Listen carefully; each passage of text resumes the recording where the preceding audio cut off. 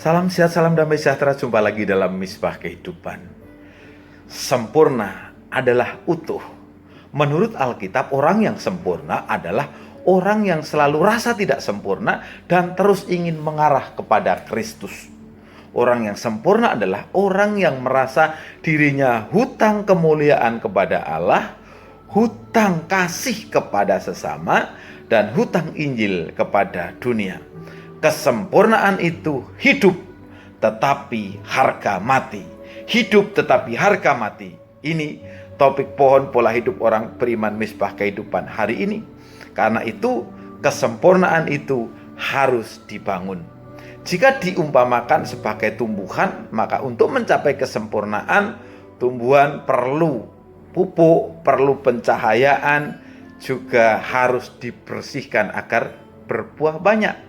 Jika diibaratkan sebuah bangunan, maka dasar pondasinya harus kuat, harus ada sirkulasi udaranya, dan harus ada pintunya supaya orang bisa keluar masuk.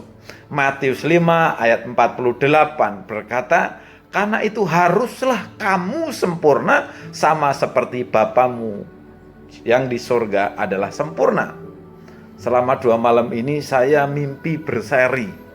Kalau pakai istilah penglihatan kan dianggap berlebihan. Tetapi mimpi ini cukup serius karena terus teringat dengan jelas sejak kejadian itu. Pertama, saat malam tahun baru Imlek, saya diperhadapkan pada sifat orang-orang ganjil yang mengklaim dirinya selalu sempurna.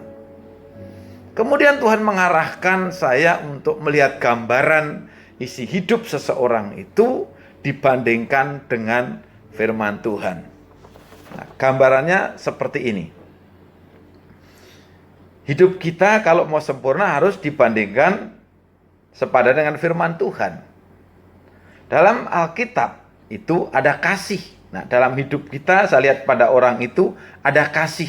Kemudian saya menyaksikan, di Alkitab orang itu harus mengalami sukacita. Saya lihat orang itu mengalami sukacita. Di Alkitab ada damai sejahtera. Saya melihat di orang itu ada damai sejahtera. Saya melihat di Alkitab ada kesabaran. Orang itu hidupnya sabar luar biasa. Kemudian di Alkitab, ada kemurahan hati. Orang itu bermurah hati. Di Alkitab tertulis baik hati. Orang itu baik hati. Saya lihat di Alkitab ada kesetiaan. Ternyata di hari-hari hidupnya orang itu mengalami kesetiaan. Tapi begitu sampai saya lihat di bagian Alkitab ada kelemah lembutan, saya tidak mendapatkan pada orang itu ada tanda-tanda kelemah lembutan. Nah, ini tidak kesempurnaan yang pertama. Di Alkitab ada penguasaan diri. Saya nyari-nyari di dalam hidup orang itu tidak ada penguasaan diri.